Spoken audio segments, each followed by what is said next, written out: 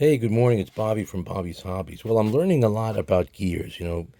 It's amazing how much advanced engineering goes into toy trains. And I'm learning, that so many parts of the gear you have to be aware of. What is the tooth count? What is the helix angle, of where the gears are going? Is it a right angle? Like this seems to be sloping up to the right, so it's probably a right angle. I'm not 100% though. And they were a left hand, so this is a right hand. It could be a left hand. Helix angle is the angle of the tooth off the compared to the axis that it's rotating on. So if it's flat or I guess 0 degrees, then as it ratchets up, it could go. I mean, it would never be 90 degrees, but if it were like this, it could be 45 degrees. So that's the helix angle. There's the pitch diameter, which I'm not even 100% yet on what that is, but I think the pitch diameter is where it's the effective diameter of the wheel in terms of the circle that's probably going, imaginary circle going through the teeth where the teeth mesh. There's all kinds of different things, and I'm certainly no expert on gears. I'm finding it's very fascinating. I'm also finding that there are a ton of gears that are sold on the internet. I'd like to get an assortment, plastic, brass, all different kinds. That facilitates, it's a non-scientific approach, but then you could mix and match and have an abundance of gears.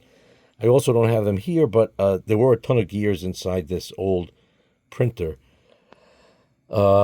So that's kind of fascinating too, because then sometimes mixing and matching is good.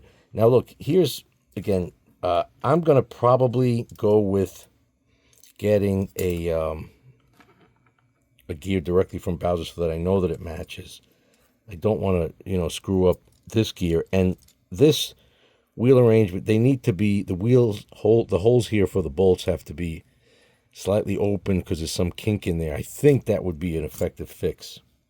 Could be something else. And I guess that's the fun of this. When you start to realize, when you say, oh, that crappy model made by, some company in the 1970s. And then you realize, you know what? Try to make it and then see how crappy it is. You realize it was damn good. Now, this happens to be a Rivarossi motor.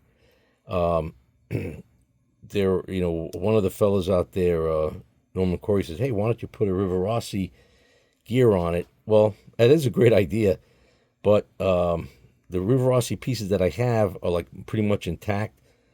I think they're 3-wheelbases, so I kind of don't want to bust a good thing. That's like my prime directive is I don't mind if I have a loose part, but I'm kind of leery about busting up a good part, just to cannibalize a piece. That's where I'm a little bit of a chicken. But anyway, I just want to show. Let's see if this can get this to move.